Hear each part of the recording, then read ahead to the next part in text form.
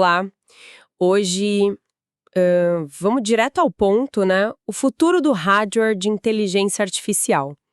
A gente já viu a IA, assim, revolucionar o software, mudar como usamos apps, como as empresas veem os dados, mas e o mundo físico? Robôs andando por aí, carros que dirigem sozinhos, essa parece ser a próxima fronteira e talvez, olha, a mais complexa.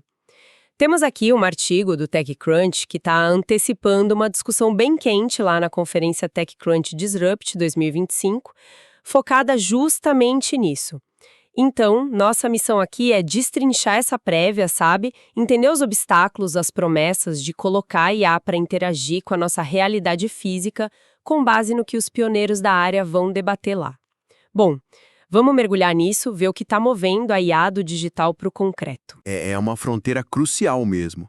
Por muito tempo, o hardware foi meio que secundário para IA, né? Bastava mais processamento na nuvem. Mas quando a gente fala de robôs, de veículos autônomos, aí o hardware vira protagonista. E vira um gargalo também, um gargalo considerável. A diferença é brutal. Uma IA em software lida com dados digitais, com lógica.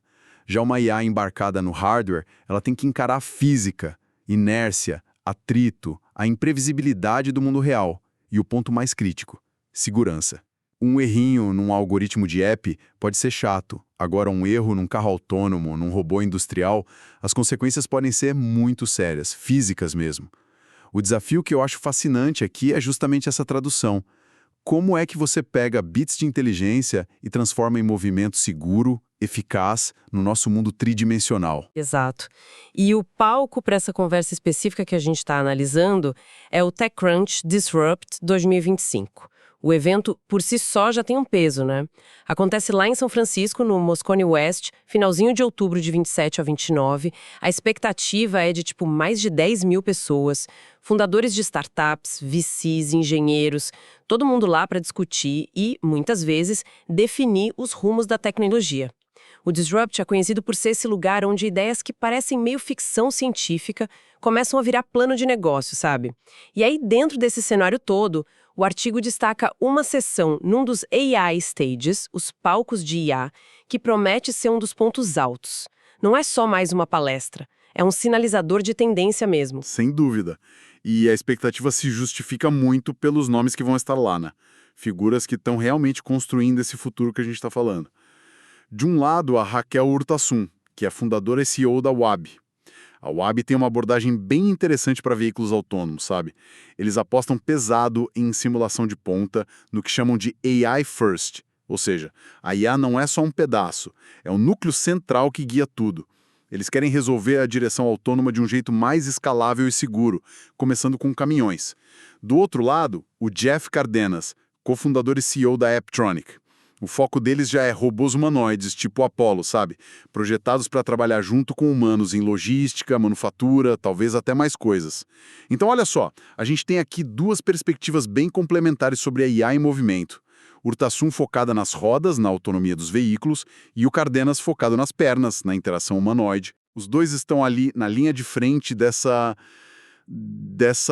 tradução da IA para o mundo físico. É aqui que a coisa fica realmente interessante, né?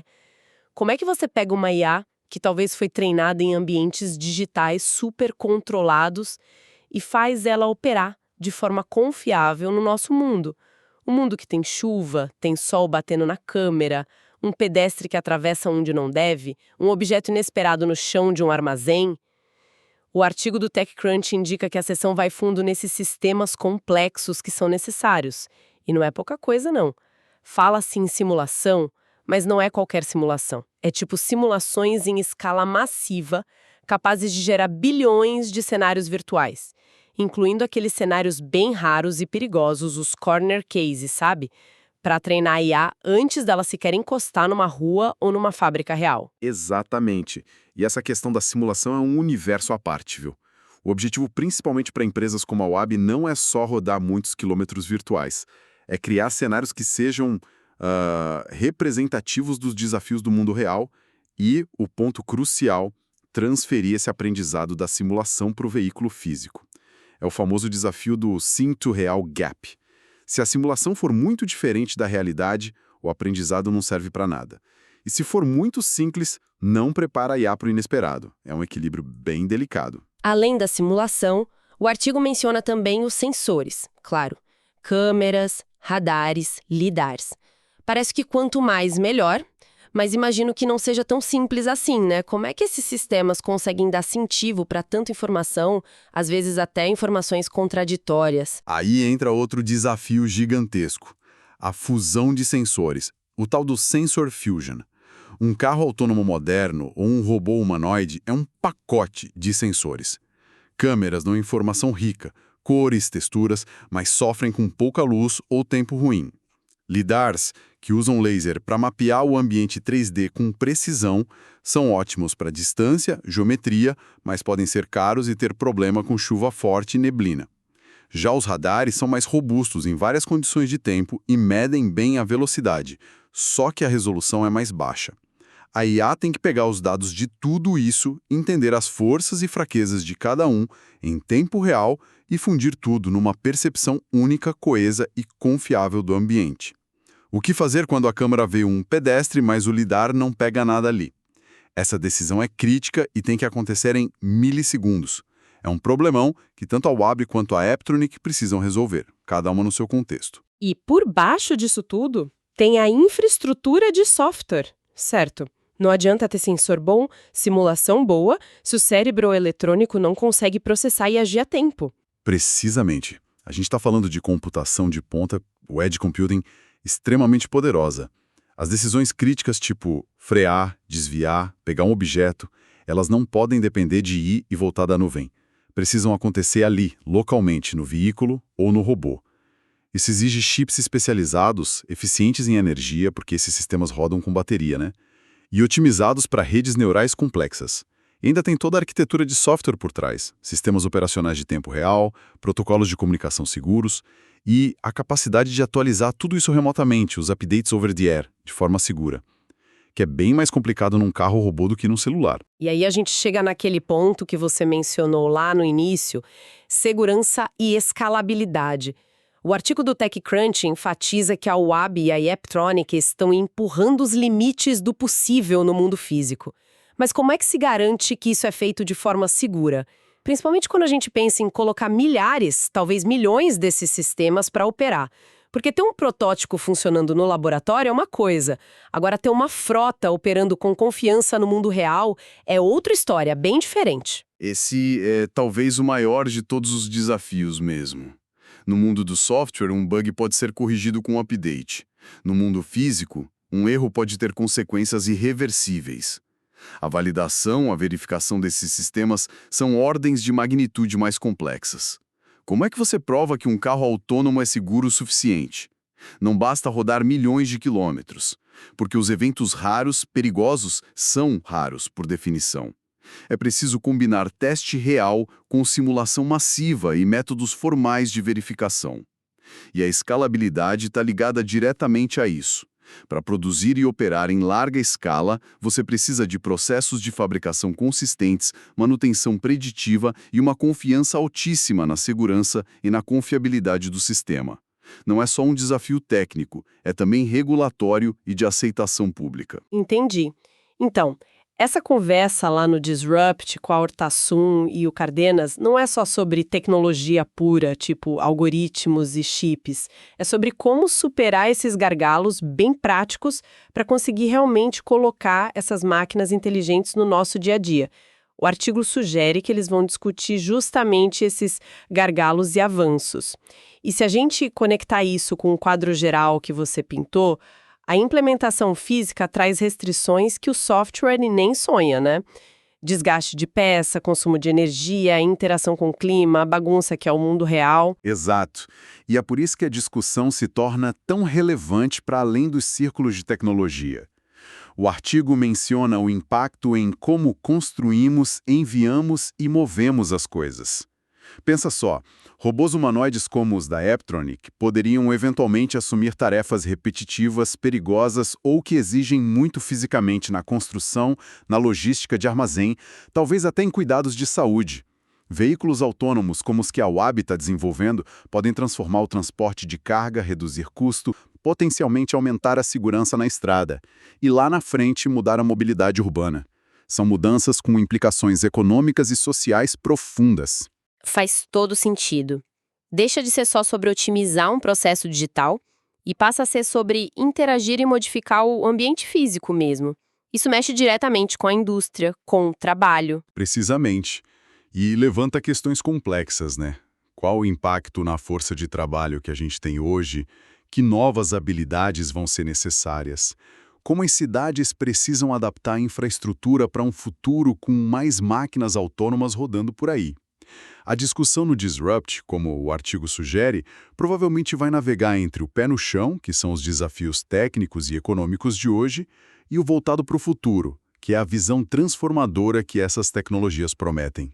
É uma conversa sobre essa interação complexa entre algoritmo, física, economia e sociedade. Não é só sobre código, é sobre concreto, aço, sensores e as regras não escritas da interação entre humanos e máquinas. Fica claro, então, por que acompanhar essa discussão específica é tão importante para quem quer entender os próximos passos da IA. O artigo reforça que a gente pode esperar insights sobre como essas plataformas, robôs e carros autônomos estão de fato ganhando vida. Aquela sua analogia do início sobre traduzir inteligência digital para ação física segura foi perfeita. É um salto de complexidade imenso.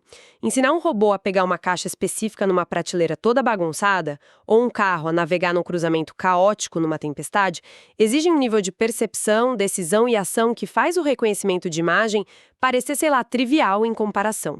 Então, na prática, o que significa superar esses desafios para o avanço real dessas tecnologias? Significa a passagem de uma fase de pesquisa e desenvolvimento, que era muito focada em algoritmo, para uma fase de engenharia de sistemas extremamente integrada. O sucesso não vem só do melhor modelo de IA. Vem da integração perfeita dele com hardware robusto, sensores, atuadores, computadores embarcados, fontes de energia. E tudo isso projetado com a segurança como pilar central desde o comecinho. A conversa no Disrupt, com duas lideranças como Urtasun e Cárdenas, que vêm de abordagens diferentes, né? Simulação versus hardware humanoide, promete oferecer um panorama valioso de como essas integrações estão sendo feitas na prática. Quais estratégias de simulação estão funcionando melhor? Que combinação de sensores é considerada ótima para cada aplicação? Como eles estão abordando a validação de segurança em cenários imprevisíveis? E, claro, quais as visões estratégicas para tirar essas tecnologias do laboratório e colocar no mercado de um jeito sustentável? Ou seja, a gente está falando da engenharia que vai permitir ou não que essa promessa toda da IA física se concretize em larga escala. Exatamente. E isso leva a gente a pensar sobre o ritmo dessa transição. Não vai ser como ligar um interruptor, né? Vai ser um processo gradual, provavelmente começando em aplicações mais controladas ou com maior tolerância a falhas, tipo logística interna, rotas fixas de caminhão, antes de chegar a cenários mais complexos e abertos.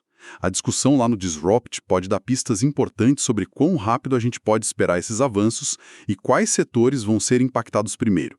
E levanta também a questão de como a sociedade, os órgãos reguladores, vão acompanhar e se adaptar a essa nova onda de automação física inteligente. Perfeito. Então, para a gente recapitular os pontos essenciais que a gente tirou dessa análise prévia do TechCrunch sobre a sessão no Disrupt.